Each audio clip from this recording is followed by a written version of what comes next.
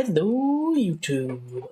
Today we are going over Bubblebeam Amara, and with this build, the big thing that we were looking at is the Death's Blessing God roll that we found, which was Mal 1 damage, weapon magazine size, and weapon charge speed. So that sounded like a pretty fun build, and I haven't done a specific Death's Blessing build before. We've used the Death's Blessing here and there, but I haven't done anything around a specific Death's Blessing. So because of this, it got a +4 in our gun damage and a 1 roll in the rim. This just sounded like a really fun build, so we went ahead and centered it around this. So of course we could do like just a free radical build, and it's crazy amounts of damage, and the free radical just does some crazy things with interactions like indiscriminate, but I didn't really want to focus around just the free radical for that, especially because the speedrun endgame build that I do for Amara does mainly focus around the free radical.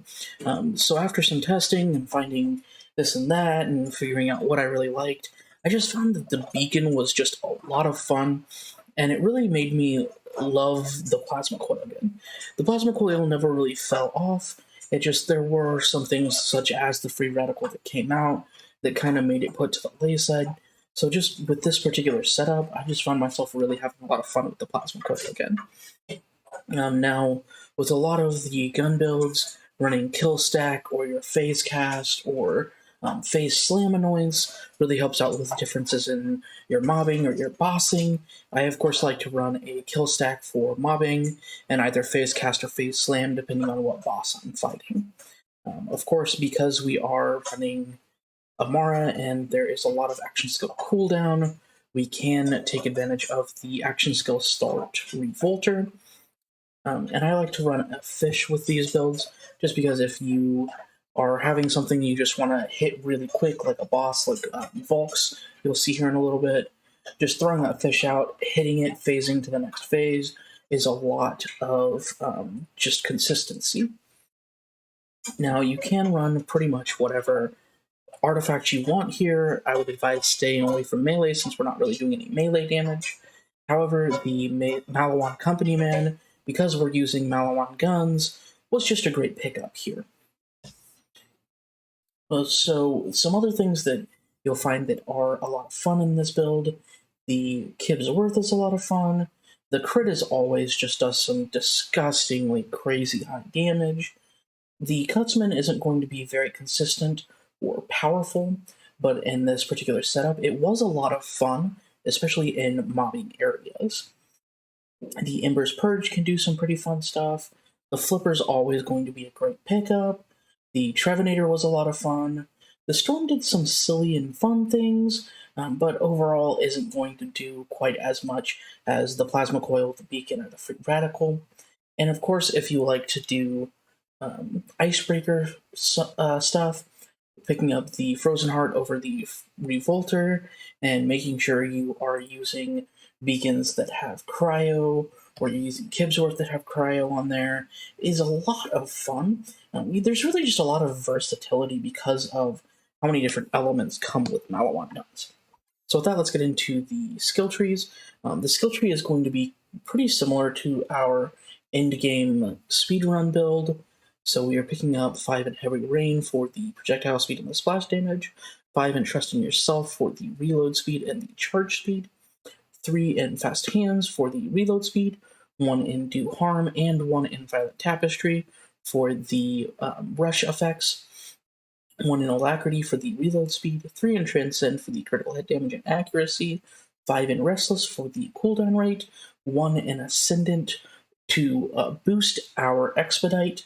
Because we are using the Death's Blessing, which doesn't give us any extra cooldown like the Phase Zerker does, Expedite is just an absolutely great pick, especially now that it's fixed and it actually works properly.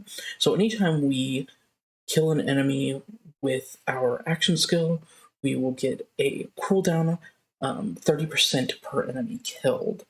So whenever you're using things like Tendava, you are getting a lot of cooldown, and it basically resets your action skill just on that alone.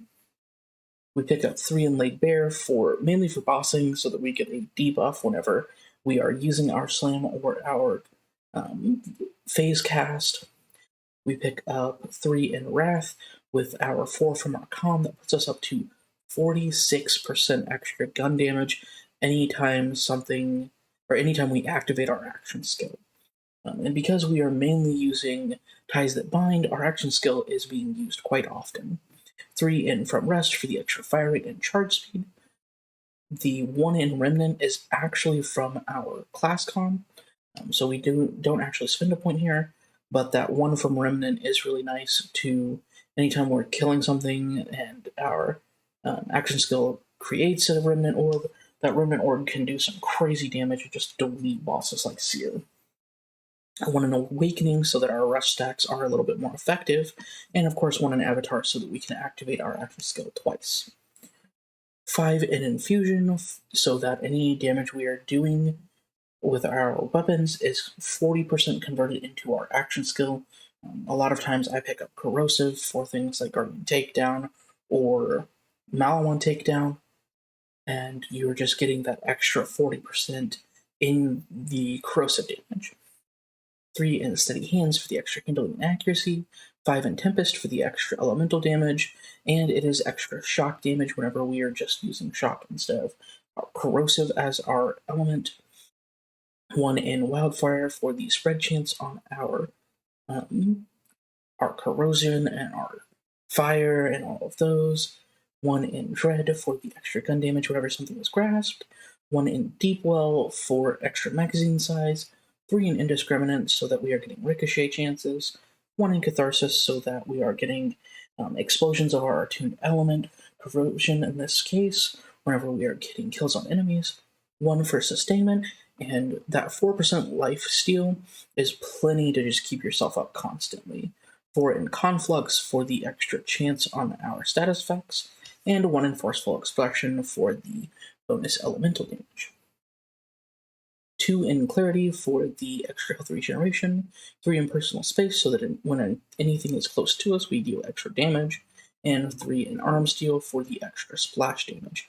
Now when we are using our beacon, the reload on the beacon actually gives you splash damage, so that does boost your reload whenever you're using the beacon itself as well. Now, as always with my builds, I like to point out that I do have all of the Guardian ranks unlocked, so that if you don't have things like Groundbreaker or Hollow Point, you are going to see some differences in your damage there, so just be aware of that. So with that, guys, let's go ahead and get into the mobbing and bossing, and we will catch you on the other side.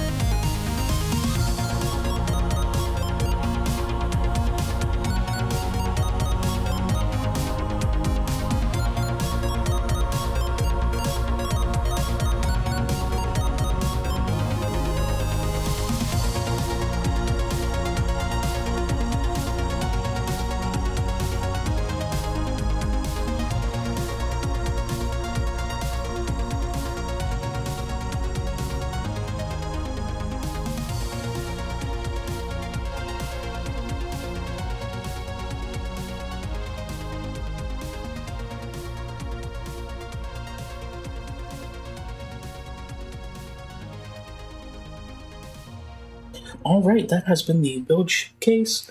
If you are on PC and you would like to pick up and give this build a run yourself, you can find a link to the Discord down below, where there will be a save file in the save file section that you can go ahead and load up. If you have any questions or there's anything you'd like to see showcased while we are wrapping up and getting ready for Wonderlands to come out, let me know. I'd love to take a look at anything.